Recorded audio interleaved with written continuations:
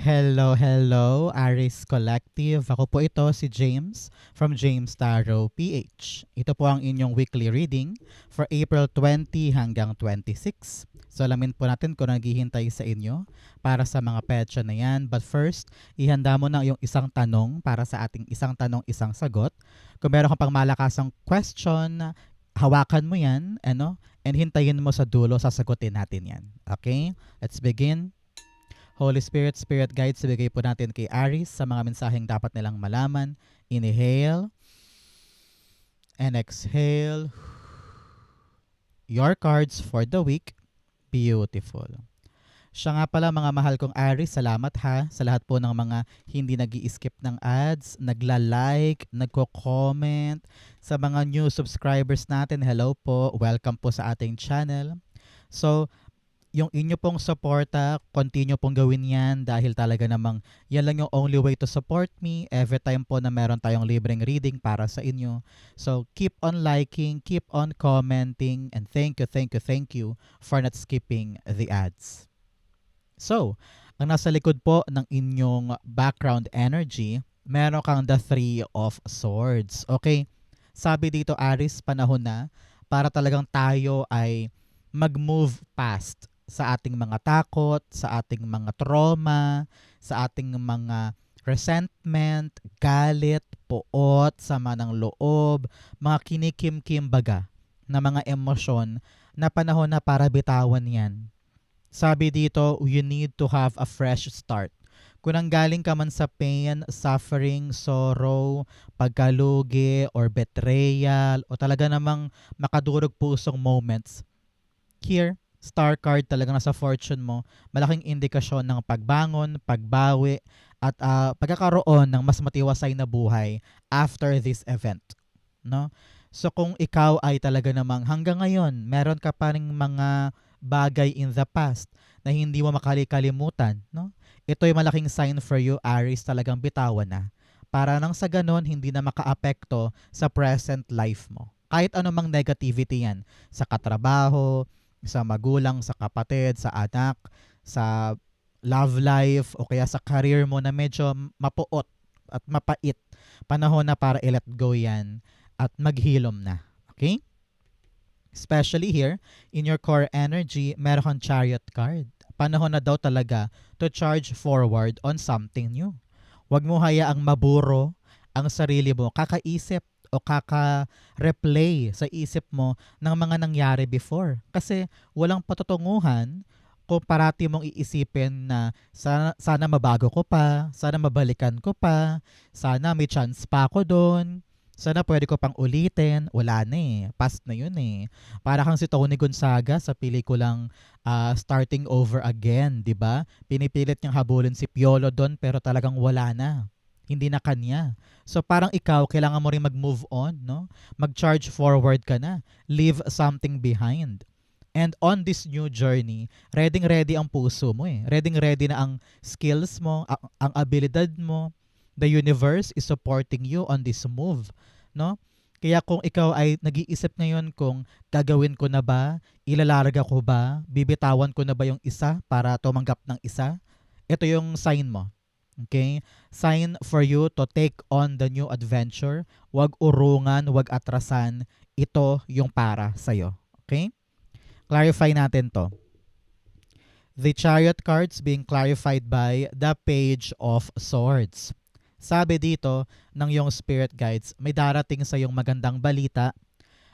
Asahan mo sa text, email, or chat, or sa GC ninyo, itong konfirmasyon na ito or go signal ang magpo-propel sa iyo para lumarga. Itong impormasyon na ito magko-confirm para sa iyo na, oo nga, sige na, bitawan ko na to, layuan ko na to kasi may bago na. No? Itong bagong darating na talaga magpapa-excite sa iyo ang karapat-dapat na journey para sa iyo. So, wag mo siyang i-ignore, wag mo siyang i-take for granted, harapin mo, hakbangan mo, dahil you will realize that this is something new for me. Nagrasya para sa akin. Okay? Importante ito. So, mga mahal kong Aries, no? Ano yung mga nais mong ma-receive this week? Ngayong April 20 to 26, ilapag mo sa baba, no? I-claim mo na yan, i-comment mo sa ating comment section para dumating na sa'yo yung gusto mong ma-receive. Okay? In the area of what you need to focus on, you have the Two of Swords. You need to make a choice. Plain and simple. No? Meron kang mga bagay this week na kinakailangan na ng iyong desisyon. Hindi mo na siya dapat patagalin, hindi mo na dapat itong isang tabi, kailangan na siyang harapin. Pinapayuhan ka not to rush any decision, pero ang importante, hinaharap mo siya. Hindi tinatakbuhan, hindi iniiwasan, hinaharap. Pero hindi naman ibig sabihin nun ay mag-decide ka kaagad na ngayon na, no. Ang importante, inuupuan, tinatanong mo sa iba't ibang tao kung tama ba to or yun, ito ba ang mas matimbang or ito, no? Kailangan gumagalaw ka in the pursuit of this decision. Okay? You have two. You need alignment, no? Alignment to your higher self. Meron siyang pinapagawa sa iyo. Narinig ko na merong kumakatok sa iyo eh. Kumakatok na isang oportunidad o isang pagkakataon, pero parang ayaw mo pang harapin or ayaw mong tanggapin dahil dito sa past experience. Takot ka pa na sumubok. Maybe because of fear, of failure, trauma, maaaring ganyan. Kaya nahihirapan ka mag-decide sa dalawang magkaibang bagay. Pinapayuhan ka to open your eyes and tell yourself na kung hindi ko to haharapin, anong maaring kahinatnan ko? May stuck ba ako dito? Or susubukan ko yung buhay ko sa dako paroon? Ganyan. Two of Swords, the Justice card. Yes. Sabi dito, huwag kang mailang na harapin yung katotohanan. Meron kang katotohanan na dapat tanggapin. At yung truth na yon ang magpapadali sa'yo para mamili. Okay? Example, nahihirapan ka mag-decide kung iiwanan ko na ba tong partner ko na ito para hanapin yung buhay ko somewhere else. So, you need to ask yourself, what are the truth? Okay pa ba kami ng jowa ko? Kung hindi, yun ang truth. Ito bang bagong bagay na ito na pwede kong puntahan? Magpapaabante ba talaga to ng buhay ko? Kalkalin mo, alamin mo kung ano yung potential. If you find out the truth, that will enlighten you to make a choice. Example din, meron kang career path na ito pero talagang sarado, ayaw magbukas, tapos merong bagong bagay, hindi mo alam kung mag-i-stay pa ba ako dito or lalarga na ako sa bago. Kalkalin mo ang iyong realidad. Okay? Isipin mo mabuti, alin ba dito talaga yung factual na talagang wala na akong hahawakan dito at kung ano yung promise ng bagong bagay. Then, make a choice. Stand by the truth. The truth will set you free. The truth will help you choose sa tamang landas. Okay? So, mga Aries, alam ko matagal pa ang birthday ninyo, next year pa ulit, at kakatapos lang ang season mo. Pero, now I want to know, ano yung next birthday wish mo? Na in the next season mo, sa birthday mo, after a year, na gusto mong maganap? Na by birthday time ko, I want to have this. Isulat mo na yan sa baba, comment mo, magaganap yan. Okay? Mababalikan mo tong video na to and you will know na, uy, wow, natupad yun. Congrats po. In the area of what you need to do, meron kang the Three of Pentacles. Sabi dito ng Three of Pentacles, you need to talk to other people. Ask advices. Humingi ka ng payo. Pwedeng sabihanan mo sa magulang mo, sa mga anak mo, sa co-worker mo, sa best friend mo. Ito yung mga taong pinagkakatiwalaan mo talaga. And these people will help you para isolve tong problemang ito. Kumbaga, papalawakin nila yung isip mo. Siguro halimbawa may plano ka, and then yung isang kaibigan mo sabi niya, ay teka Aris, parang mas tama ito. Tapos ikaw naman sabi mo, ay oo nga no, correct ka friend, sige, isama ko yan. So, with the help of other people, pinapalaki, pinapalawak, pinapatibay kung ano man yung issue mo. At makakahanap ka ng right solution sa tulong nila. Yun ang isipin mo this time. Okay? Three of Pentacles, the Eight of Cups. Okay. Sabi dito ng yung spirit guides, minsan, madalas kang mag-solo. Minsan, kinakaya mo mag-isa yung mga bagay-bagay. Maaaring dahil wala kang tiwala sa ibang tao at iniisip mo na baka husgahan ka, baka pagtawanan ka, or baka hindi ka pakinggan. Pero lahat daw ng bagay na yan nasa isip mo lang, no? Ngayon, kung talagang hindi mo na kayang solohin yung problema, pwede ka naman mag-confide or magkaroon ng heart-to-heart talk with these people to help you na matanggap or mabuksan ang isip mo sa kung saan ka ba dapat pumunta. Ngayon, mas kinakailangan mo ng community mo, ng mga kasamahan, ng mga kaibigan para patatagin ang puso mo sa mga next big step mo. Okay? Find your people. Find those trustworthy people para matulungan ka sa iyong transition. Okay? Importante yan for you. In the area of what's affecting your current energy, meron kang the Four of Cups. Okay. Masyado ka nang dismayado or nasaktan or nalumbay sa mga bagay in your past na walang pinatunguhan and you are so defeated. Sabi mo, makaahon pa ba ako dyan?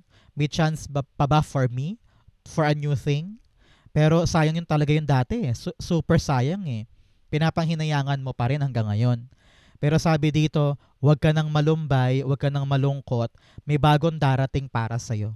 Kaya importante, i-condition mo na ang sarili mo. Dahil yung good news, sasabi ko sa inyo kanina, whether sa text, sa chat, sa email, or baka talagang puntahan ka, ang magpapaandar ng bagong adventure. So, wag ka nang malungkot sa mga dati. Wag mo nang ubusin ang oras mo sa kakaisip sa kung paano mo uulitin or babalikan yung mga bagay na tapos na. Ang isipin mo ngayon, be happy, be brave, dahil may bago. At yung bagong yan ang magdadala sa iyong success. Okay? Clarify natin. The Four of Cups. Okay. Four of Cups clarified by Four of Cups. You have 4 here telling you you are protected, you are guided, you are aligned to your higher self. Kaya kung ano man itong mga bagong tatahakin mo, okay ka, ligtas ka, safe ka. You don't need to worry about yourself.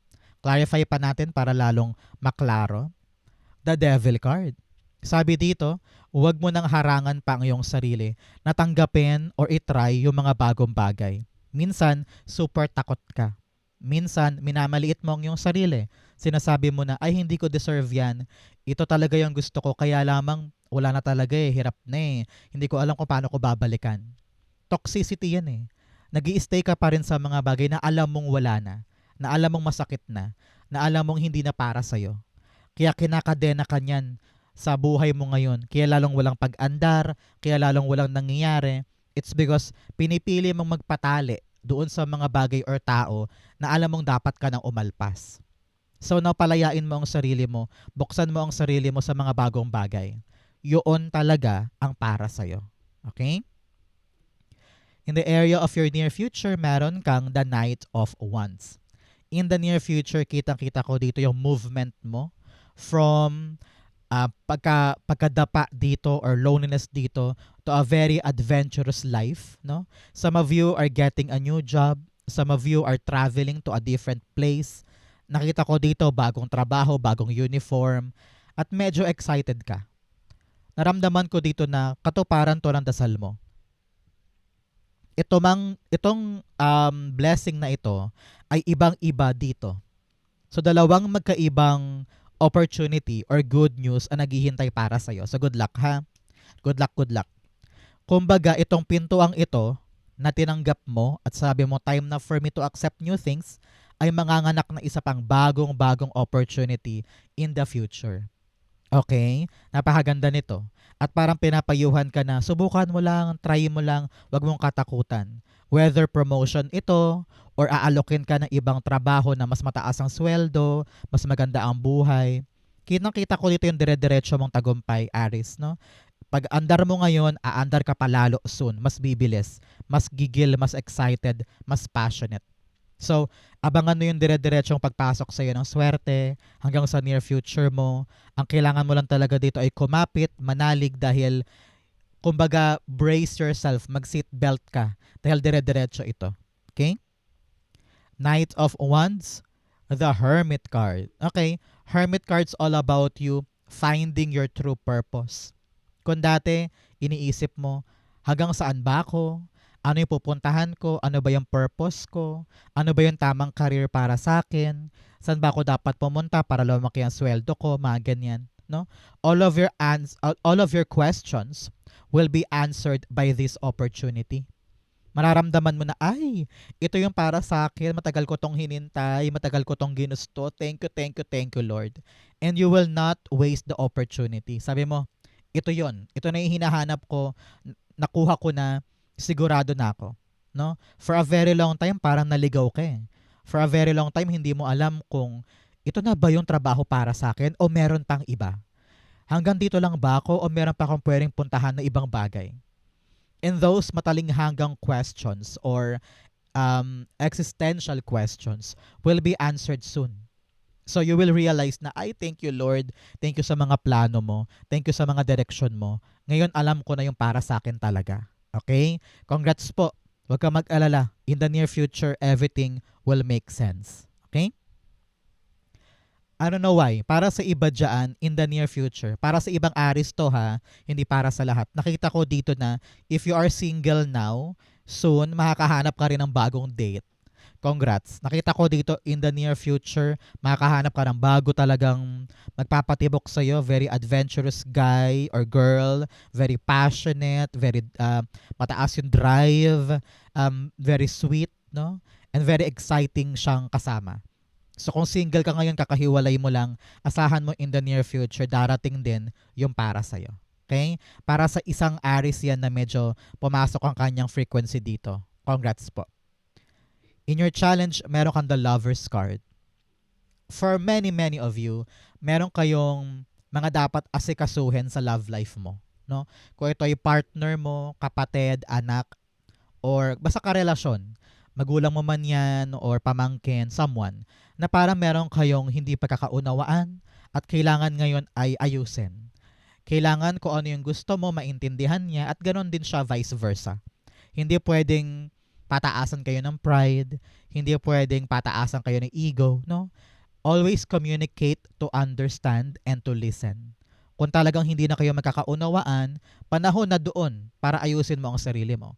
Pero kung kaya pang i-fix, kaya pang unawain at maplansya, gawin mo. Kasi alam kong mahalaga sa'yo to eh. At ayaw mo rin namang bitawan siya agad-agad, di ba? Pero pinapayuhan ka na if you really love that person, if you really want that job or want that life, ipaglaban. Okay? Lover's card, the King of Swords. Okay.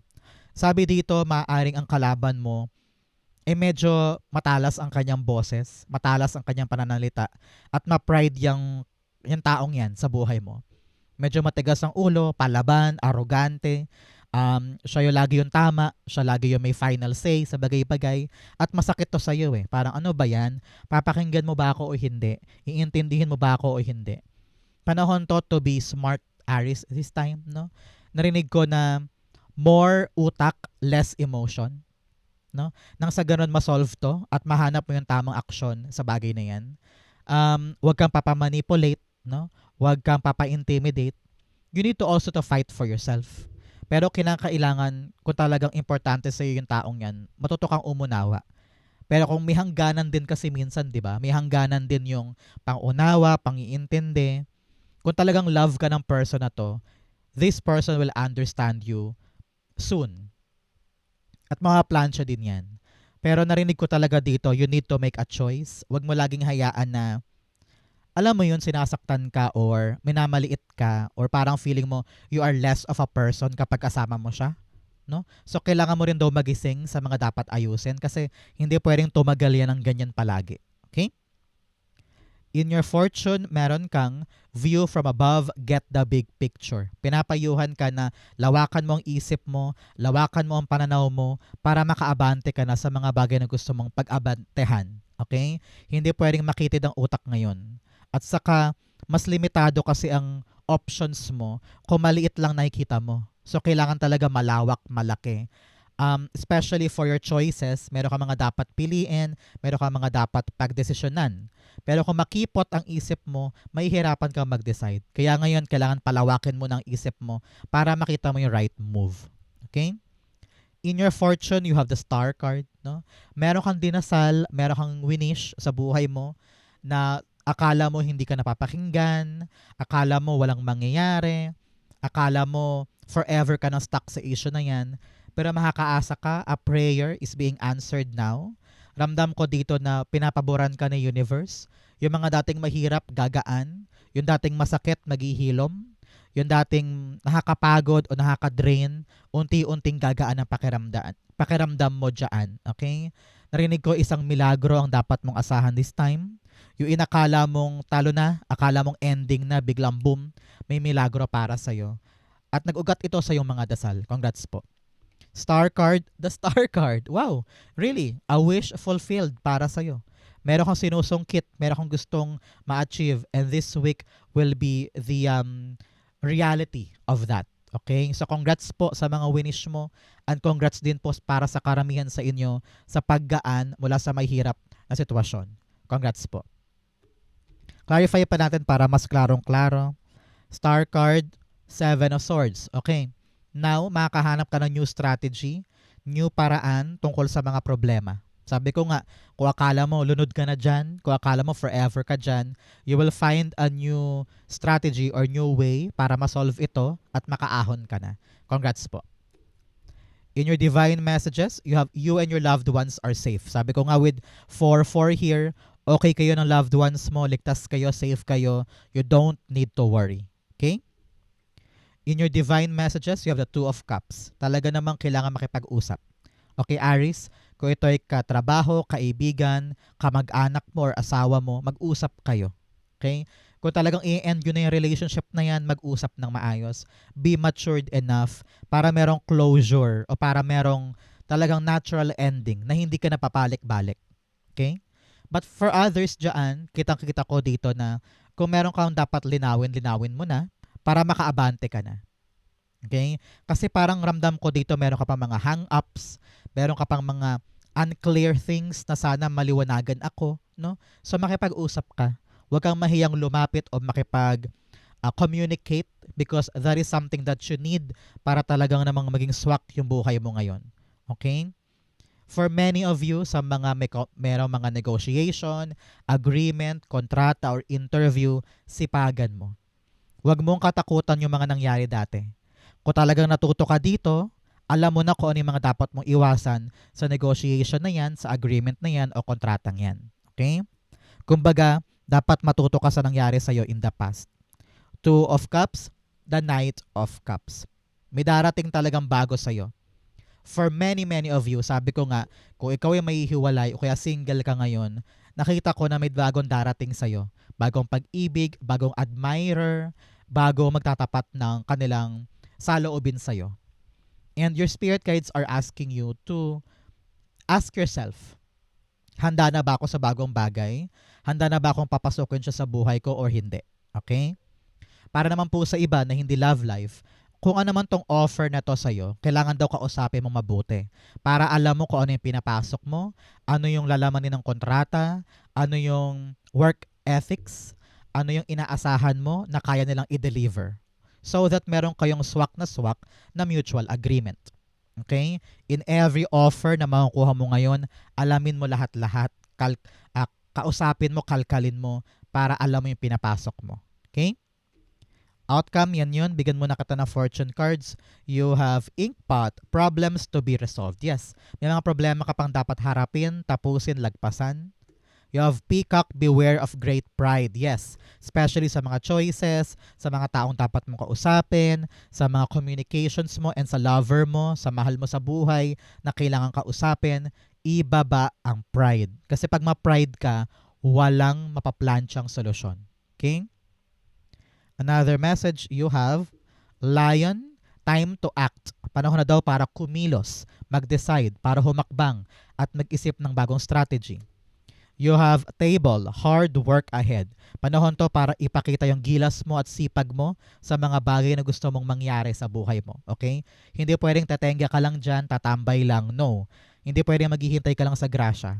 Kailangan mong kumilos at magsipag ngayon. You have family wish come true. Meron daw po kayong pampamilyang wish na matutupad this time. Sabi ko nga, meron kang dinasal, meron kang napag-pray over, and it will happen for you. Congrats po. Ang outcome ni Aries for April 20 to 26, the Page of Wands. Some of you are moving houses. Parang lilipat ka ng ibang bahay. Parang panahon na to para mag-move ka or isa tulay na yung transition na yan for a new life, a new beginning.